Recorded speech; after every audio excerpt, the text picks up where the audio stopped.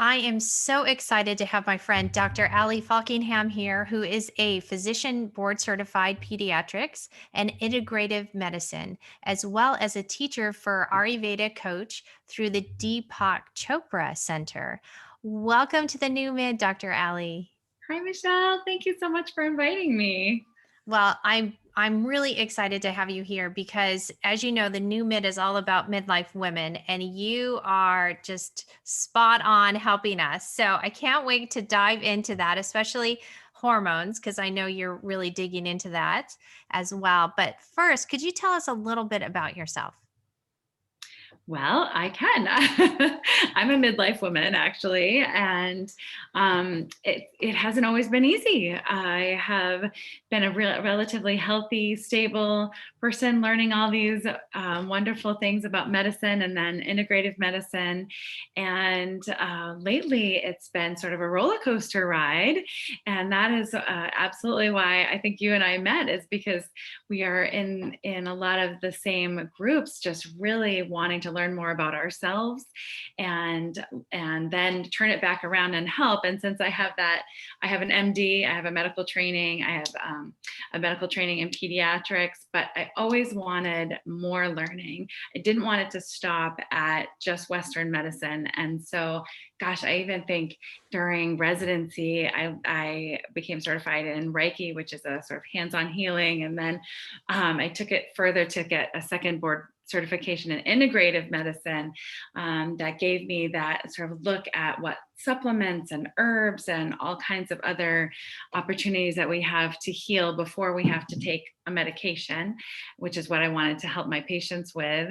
Became certified in acupuncture, which absolutely actually fixed some of my neck and shoulder problems for myself, and then turned that into a patient practice. And what I'm realizing is that we all want to learn more about ourselves, and we're not just this two-dimensional body, right? And when you want to help people learn about their selves, you can't just have one piece of the puzzle.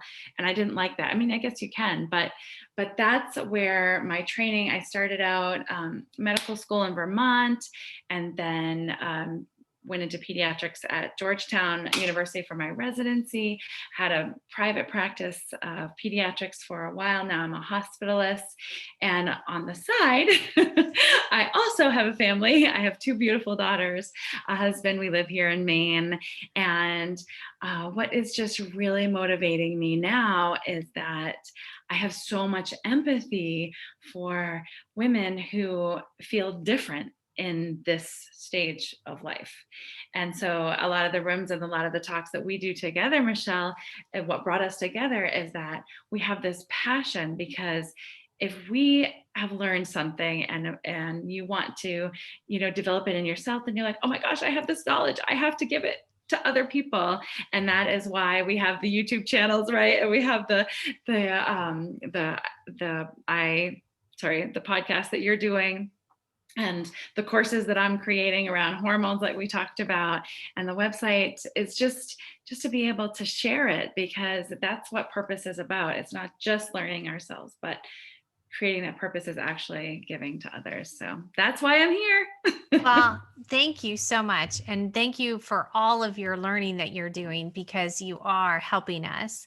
And I find it interesting that you did get your MD in pediatrics, but then Mhm. you also went and got a certification for your integrative medicine. So, what was it that drew you to that, that made you think, oh, there's more than just the, Western medicine? Yeah. So I absolutely help. I love helping children and babies, but what I realized was the biggest influence in their life was actually the stability of the adults around them. So a lot of when I had my primary care practice was actually supporting the moms and dads in their own health and mental well-being so that they could turn around and give it to the beings that they were taking care of. And that just kind of became a niche for me, is that I realized even in my own life that I needed support to be a parent. Being a parent is really tough. Having a marriage is really tough. Like surviving in this world is really tough. So the best way for me to supplement helping children was maybe not to prescribe them the supplements. That wasn't really my jam. I really, when it comes to medicine, I love helping medicine for children, but really the holistic piece from my perspective is helping the adults in their world. And so by going into integrative medicine, I was able to feel comfortable also treating adults and looking at things like hormones and supplements and vitamins that we as adults can help support ourselves so that we can be better for the children in our lives. Which is That's great it. because we talk a lot about putting on the oxygen first, and then you can Right? help your kids, right? The Yeah. oxygen mask. Now, you also have gotten into Ayurveda, and Yeah. you did this through the Deepak Chopra Center. Right. How did that come about? Well, so we'll backtrack. I did that in 2008. I became a teacher. So in 2006, I was reading Deepak's book. He's an MD, and he was actually trained in India and Ayurveda, grew up in India, came to the Western culture and got his MD. And so I said, okay, this is who I'm going to trust. And I was thinking, and originally I wanted it to help my patients. And I went to his courses and started realizing that I was out of balance myself. And that, like you said, put the oxygen on first. And so my intention was to come with all this information for my patients. But what I realized is that I needed to practice it in my life first. And so I became a teacher certified for him also because of the in-depth knowledge that it gave me. And that was in 2008, and I definitely practiced it in my life. And then as I started becoming out of whack, now you guys are going, if anybody knows me, like I just tell it how it is. Like I know that I may not sound like every typical MD, but this is a reality of me. Like I was out of whack, and I was getting into my 40s and into my 45, and then I started like crying more. Like I don't think my husband ever saw me cry until I was age 45. Like I really just realized that I needed to implement more tools. And what Ayurveda did for me is every time I reached for food, or I reached for music or environment, I had it at my fingertips to use the elements and what I learned through Ayurveda about balancing the elements in everything in my life. And it just became the tools, especially in midlife, that I have used the most. And now, as I am working with midlife women and talking with midlife women, that seems to be what naturally has come up for me as my advice for everyone. So that's that. And integrative medicine did give me the knowledge about certain supplements that I take now to help me through that sort of supportive balancing that I need with the hormone changes, and also using the MD to learn about the hormones and the pathways about the hormones. But I'm not a medication supporter. I'm more of a lifestyle supporter when it comes to my recommendations. That's Well, it. I love that. And I would love to get into your recommendations, your lifestyle recommendations. So, as you were saying, you were out of balance, you're a bit out of whack. So, for those women listening to you right now who are feeling the same, what are a few things that you can talk to them about to Mhm. help them feel a little more in balance? Okay. Well, one of the big shockers that I have learned for myself and is that my first and foremost recommendation is not meditation. And I think a lot of people are like, "Whoa, wait a minute! You trained in Ayurveda." But what I just learned personally for myself is if you have to get into a state to be successful at meditation. And if you are in pain, if your mind is going a mile a minute, if you are feeling like you can't slow down and you have such a to-do list, then trying to meditate is just going to make you frustrated and be less successful. And so I absolutely believe in meditation as a wonderful support for you, but we just need to get to that space. And so having some um, tools that you can do to kind of get you in that space, I think is important, because I've had pain before and I couldn't even go to the grocery store and think about my grocery list. Like, you have to kind of get to a space where you can then listen to someone tell you to meditate, right? Exactly, exactly. Because then you'll be just you it's hard to calm your mind. It's hard to It calm down.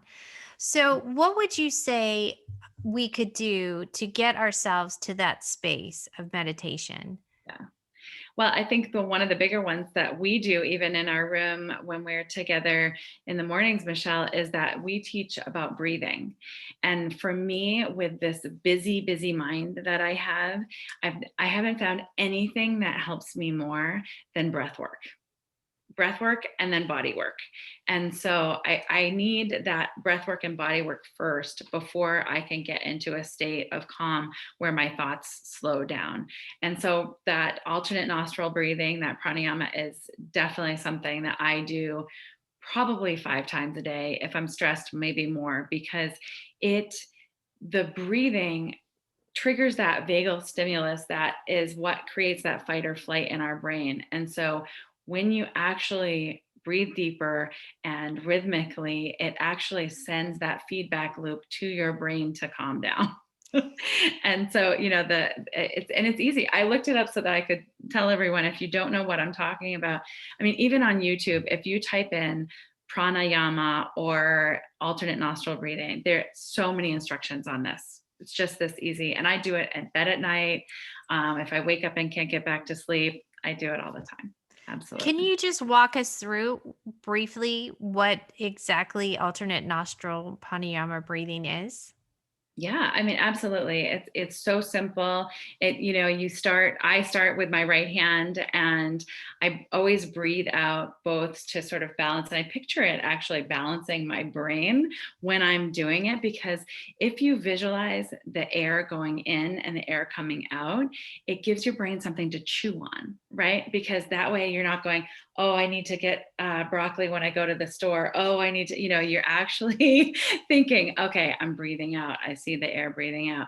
And then you close your right nostril, and I'm breathing in with my left nostril, and I'm holding my left nostril for, and sometimes I will count too, and I'll do, 8 or 4, I'll do 4 or 8 seconds a piece, just whatever feels comfortable, because I don't believe in stress. This is a non-stress zone. This is not cortisol releasing fight or flight. This is actually, so whatever is comfortable, you breathe in, you close, you release the other side, you breathe out the other side, and then you breathe in that same side, close, release the left side, and breathe out the left side.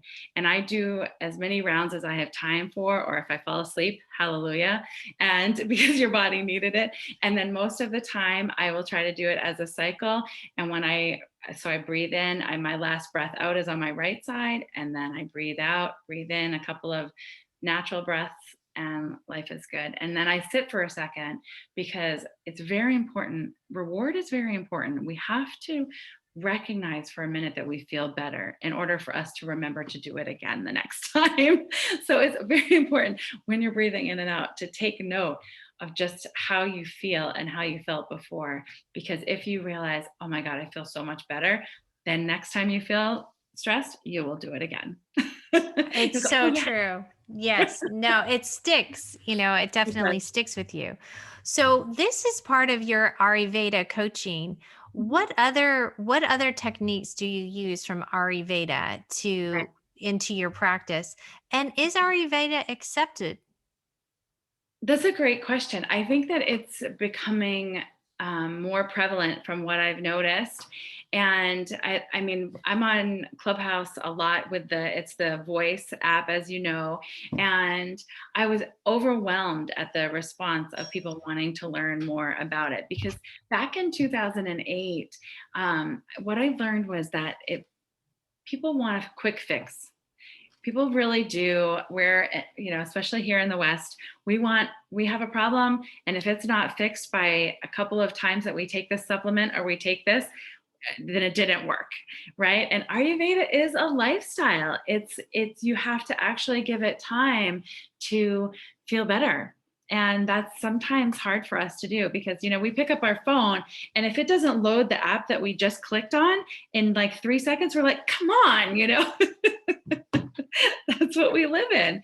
But I do think that, breathing is one of those sort of get you hooked, and convince you pretty quick. And then, I take so there's a lot of herbs that are talked about in Ayurveda, and being an MD, I definitely like to make sure that they are a kind of do no harm herb when I talk about them, and so a couple of the herbs that I think are the most supportive herbs are ashwagandha is one, and that's ASHWAGANDA. We can put it in the Yeah, details. good, perfect. So that's great. And that's one I do a tea with. Red clover is a great tea for midlife women for hormone balancing. And then a lot of times, Kristen, our livers just need support. We have been through, even if we're clean eaters, our lives have had different times. I mean, the soil from an organic food even has stuff in it, right? So keeping our liver supported with milk thistle tea is also wonderful too. So those are my biggies right now that I would say comfortably that they are a kind of do no harm, that is sort of globally for all of us, that I haven't found a lot of negative effects on.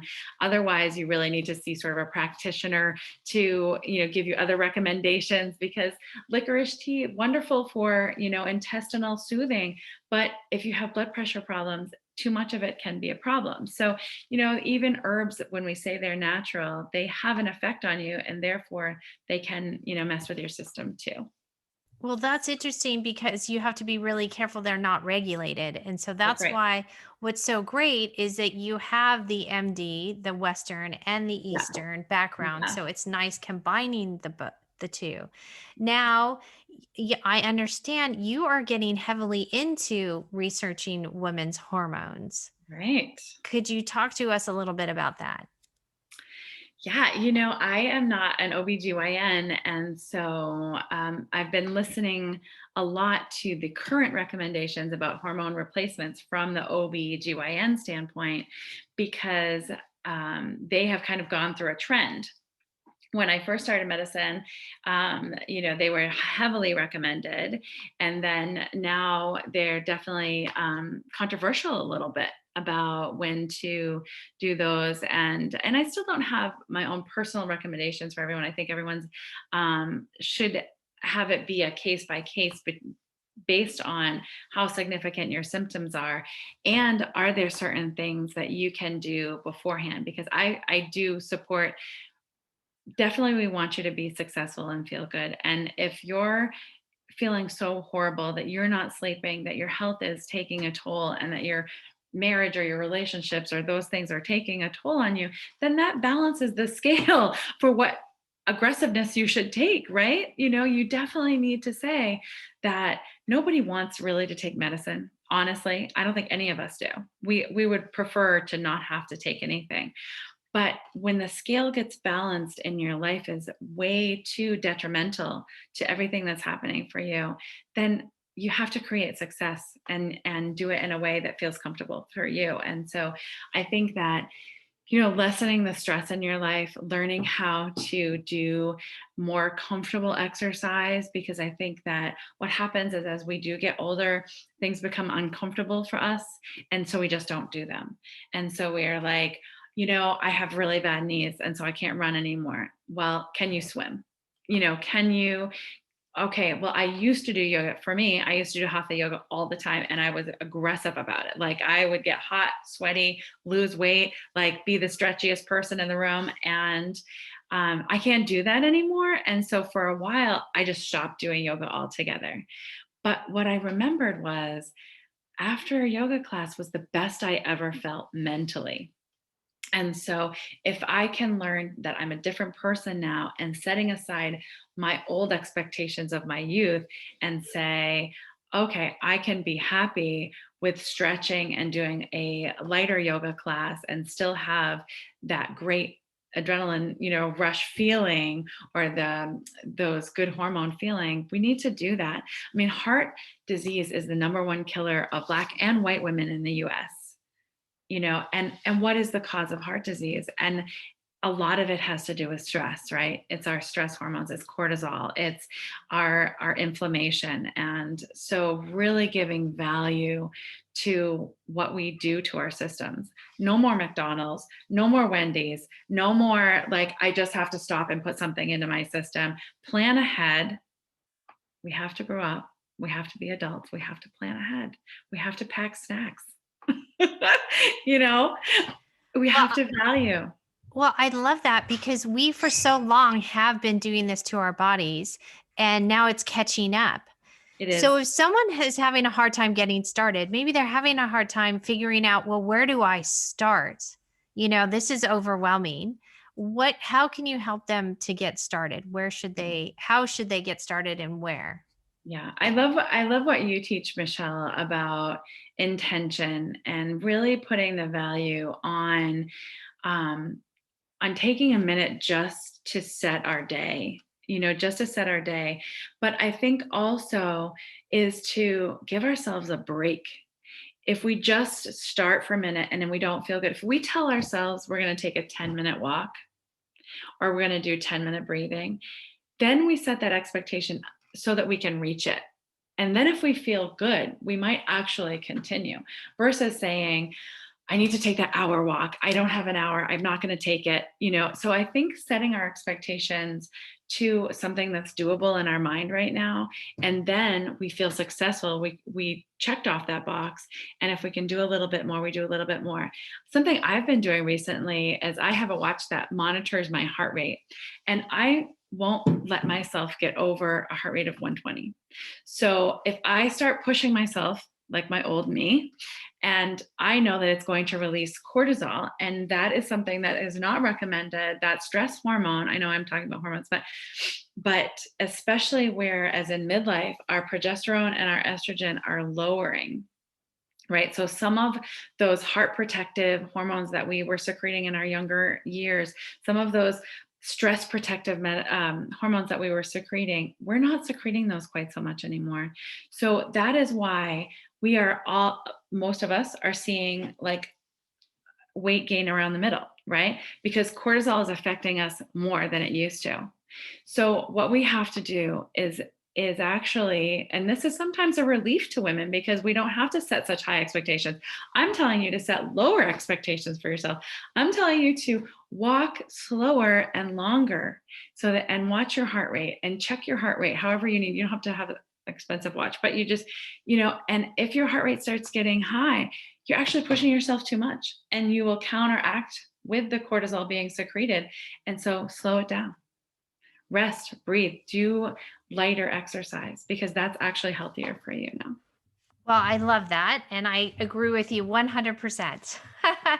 Now, how about someone who is used to doing the McDonald's run, or the Wendy's run? How do you help them get started with the eating part? Yeah. I think I do it to myself too, but we all make excuses for why we do something that we know we shouldn't do. And really, when we're on the second half of our lives, it's really time to recognize those as excuses because they're not helping, they're not serving us anymore. Right. And so every time you're doing something that is not good for you, you need to try to at least pause and recognize that you're making an excuse for yourself. If you still do it, you still do it, but at least you recognize the pause, right? And then the next time when you pause, you might have already prepared for something else. And so I do think planning ahead, and I know I said this before, but I honestly think planning ahead is what is going to save us for just about any bad habit that we have, is planning around it so that when we're starving because we just worked a long hours, or we had our kids and we know our kids have to go from here to here and there's no place to stop, there's something to eat other than than giving our money to a place that's killing us, killing our kids, and killing our universe. So, Oh my gosh, you are so right. And, like you said, start small and build yeah, on it. And yeah, that's usually how it will stick. Well, Dr. Ellie, this has been amazing. Thank you so much. I mean, you have helped all of us, and I appreciate you and all the work that you're doing. How can people get in contact with you? yeah. I am open to being emailed. I have it on my website. My website is drallyfaulkingham.net. And on that website, I think I have a link to I have a Facebook group. I have courses, and I have my email, and message me is all over there too. So I'm happy to connect. I have a course for midlife women coming out. It's not quite ready yet, but I do have an email list that has health tips. And so if you sign up for my email list with the health tips on it, they're directed to women our age, obviously, but to anyone. And then you'll get those. And then you'll also, when my course launches, I'll also send information about that too. I won't spam anybody, I promise. They're not that frequent. So I would love to have people on my list to send them about what I'm doing in the world, and I would love to connect with people there. So drallyfaulkingham.net. I love that. And thank you so much for all the work that you're doing. And especially now that you're getting really involved into the hormones, because that is something we all can really use and appreciate. So thank you. Yeah, absolutely. Thank you, Michelle. So great to see you.